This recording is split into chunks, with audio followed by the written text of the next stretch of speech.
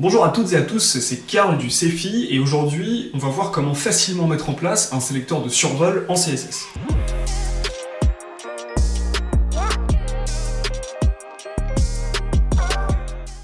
Alors pour ma démonstration, ici j'ai un environnement assez simple. Côté HTML, j'ai 5 paragraphes qui sont répartis dans des sections, des divs ou dans aucune balise particulière. Et puis côté CSS, j'ai juste appliqué une magnifique couleur chartreuse, donc qui est une propriété qui sert à modifier la couleur d'un texte. Et justement, on va faire quelques petits rappels au niveau donc, du sélecteur. Ici, j'ai un sélecteur général, sélecteur P, donc qui va appliquer cette propriété à toutes les balises P de ma page. Donc ici, mes 5 paragraphes vont donc avoir cette propriété color attribuée. Donc, quelques petits rappels, on peut sélectionner comme ici un élément HTML en CSS avec un sélecteur général de balise. On peut aussi sélectionner un élément grâce à son identifiant, son ID. Donc ici, avec un dièse, je vais pouvoir sélectionner par exemple, para2, qui est donc le paragraphe 2 auquel j'ai mis en HTML un ID. Donc ici, j'ai bien ma color qui va être appliquée uniquement au paragraphe 2. Je peux faire la même chose aussi avec les classes. Par exemple, ma classe div1, donc les classes c'est un point, div1. Donc ici j'ai bien mon paragraphe 3 qui va être en vert, puisqu'en fait, même si j'applique ma propriété à la div, la color c'est une propriété qui va être héritée, donc en fait le paragraphe 3 va bien hériter de la color de la div dans laquelle elle est. J'ai aussi du coup les sélecteurs hiérarchiques. Donc c'est des sélecteurs qui vont permettre de sélectionner des éléments par rapport à l'environnement dans lequel ils se trouvent, par rapport à leurs parents, leurs enfants, etc. Il y a beaucoup de métaphores de la famille, donc ici par exemple, je peux sélectionner uniquement les paragraphes qui sont dans des divs, avec par exemple le sélecteur div espace P. Donc ça, ce sélecteur-là va bien sélectionner tous les éléments P, donc tous les paragraphes P, qui sont enfants directs ou indirects, ce qui veut dire qu'ils peuvent être enfants, entre guillemets, au premier degré ou à tous les autres degrés existants, d'une div. Ici, c'est le cas pour le paragraphe 3 et le paragraphe 5.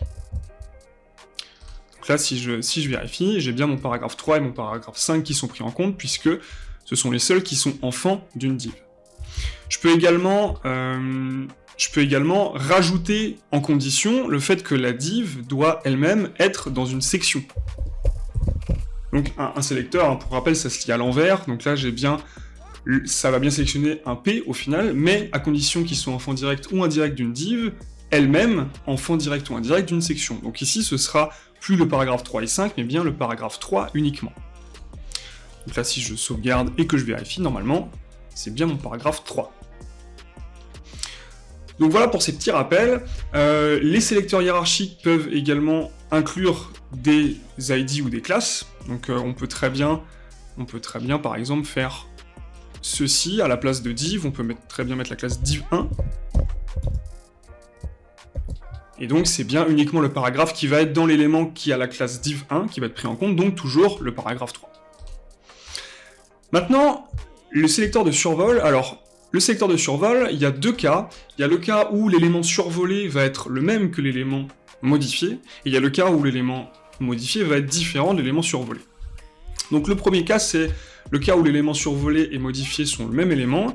Donc par exemple, je peux faire P 2.over. Donc le 2.over, c'est bien le pseudo-élément qui sert justement au survol. Ce sélecteur-là veut dire au survol d'un P, alors les P prendront la couleur chartreuse.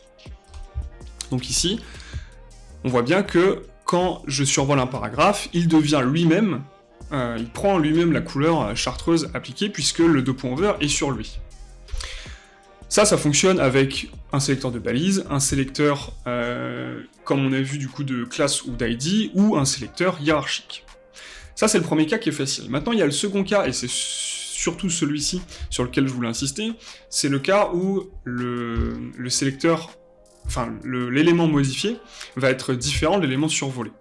Par exemple, si je veux que mon paragraphe 5 soit modifié au survol du paragraphe 4.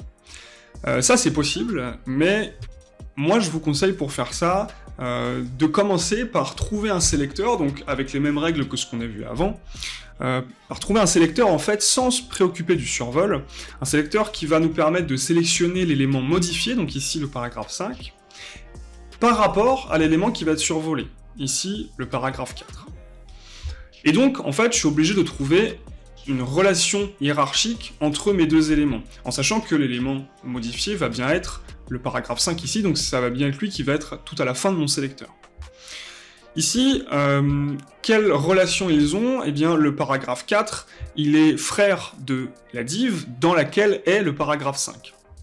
Donc, je pourrais trouver le sélecteur suivant, je vais bien sélectionner le paragraphe, qui est à l'intérieur d'une div, alors enfant direct ou indirect, ici je peux mettre enfant direct avec le chevron, donc ici div, et je veux que c'est... Il se trouve que, c'est pas moi qui le veux, c'est que dans le HTML, il se trouve que cette div, elle est frère direct du paragraphe que je veux survoler. Donc le frère direct, ça va être un plus. Et alors soit je peux mettre le paragraphe, soit je peux mettre le point survol ici. Donc là, j'ai bien un sélecteur qui va sélectionner un paragraphe à condition qu'il soit dans une div, elle-même frère direct, ou plutôt sœur direct, d'un élément qui a pour classe survol. Donc ça, en l'état, ça va juste appliquer ma couleur à ce paragraphe-là, normalement à mon paragraphe 5, ici. Et maintenant, du coup que j'ai réussi à sélectionner l'élément qui va être modifié par rapport à l'élément qui va être survolé, puisque c'est ça le but, j'ai plus qu'à greffer mon pseudo-élément de point over à l'élément survolé, ici donc le point survol.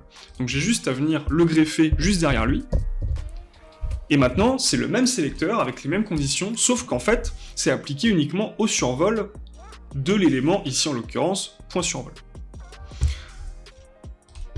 Donc là, si je survole mon paragraphe 4, j'ai bien mon paragraphe 5 qui prend la couleur chartreuse. Et ça fonctionne pour tout, c'est-à-dire qu'à partir du moment où vous avez trouvé un sélecteur qui fait entrer en jeu plusieurs sélecteurs, ça va vous permettre de créer comme ça un sélecteur facilement en rajoutant le 2.over. Ça pose néanmoins un problème puisque du coup on se rend compte qu'il faut nécessairement trouver un lien de parenté entre les éléments, entre les deux éléments du coup, donc l'élément modifié et l'élément survolé, ce qui veut dire qu'on peut pas modifier n'importe quoi en survolant n'importe quoi en CSS pur.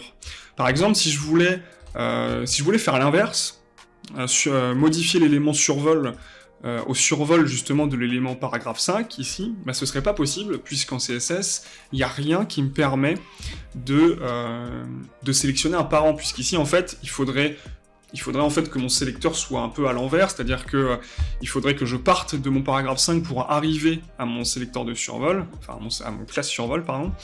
Et ça, en fait, en CSS, c'est pas possible. On peut sélectionner des enfants, quel qu'en soit le degré, on peut sélectionner des sœurs, mais on peut pas sélectionner des parents. Donc pour faire ça, du coup, il faudra nécessairement passer, en l'occurrence, par du JavaScript. Voilà donc comment on peut mettre en place facilement un sélecteur de survol en CSS.